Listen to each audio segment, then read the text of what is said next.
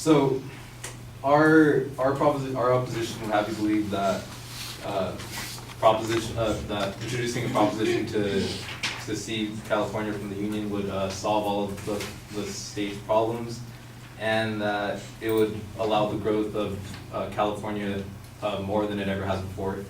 The issue with this is that in trying to introduce legislation to allow California to secede will not work, and even if it did work, it would cause more harm than good. So to quote Robinson Melia from Business Insider, in order for California to actually begin the process of seceding from the government, from the United States, it would have to introduce an amendment to the Constitution, and an amendment to the Constitution is actually not as simple to do as it sounds, because in the history of our Constitution, there have only been 27 amendments, and 10 amendments of those were actually introduced as the Bill of Rights. So it's not that easy of a process. And apart from that, it would also have to be, apart from being passed in, approved by the House of Representatives and the Senate, it would also have to be sent to state legislatures, and it would have to be approved by at least 38 out of 50 state legislatures. The problem with this is that, as many of you may know, California is actually a big source of electoral college votes for the Democrats. So if you think about it, if we need 38 out of 50, if California, for the amendment to be passed, you would need 38 out of 50 states to actually pass, to actually accept the legislation. Most of them would actually, basically all the Democratic states would say no, just because they wouldn't want to lose a majority of their votes to determine who would be the next president. And this is, another issue with this is that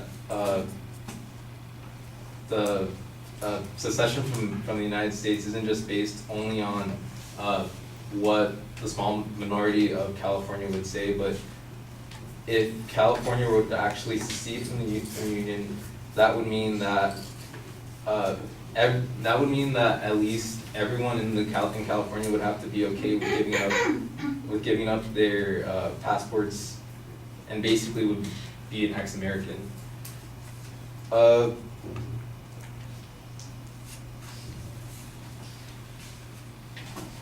Even if California was allowed to secede from the Union, it would cause more harm than good. As Stephanie mentioned, the agriculture business in California is actually one of the biggest sectors in California, and it brings in the most money. But the issue with this is that even so, we all know that California has a drought issue, as quoted by Robinson Melia from Business Insider.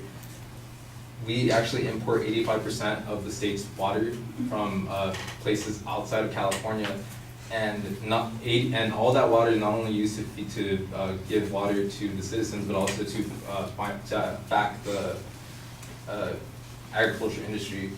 And so, if we were to cut off this easy access from the rest of water of the rest of the country, then we wouldn't. Our agriculture industry would actually suffer. And this is actually exemplified by President Trump's behaviors. If you've noticed, according to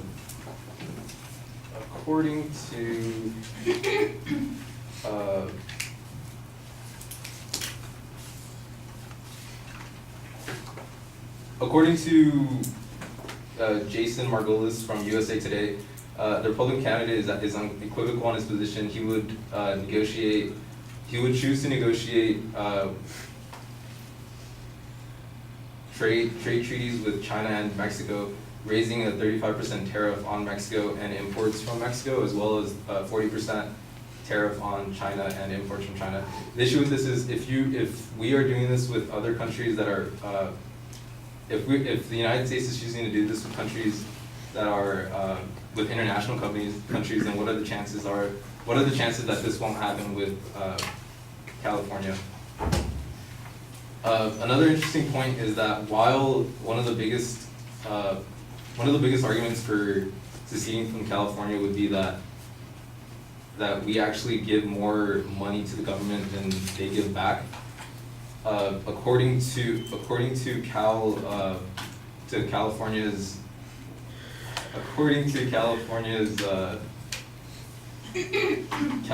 budget, we actually the reason why so many people get this misconstrue this information is because they actually use a lot of older statistics, but really based on other analysis done by Senator Barbara Boxer, we actually end up getting $1.50 back for every dollar we give to the government. And for these reasons, I would hope you would join me in understanding that seceding from the United States would actually not solve California's issue of independence, and it would actually cause more harm than good.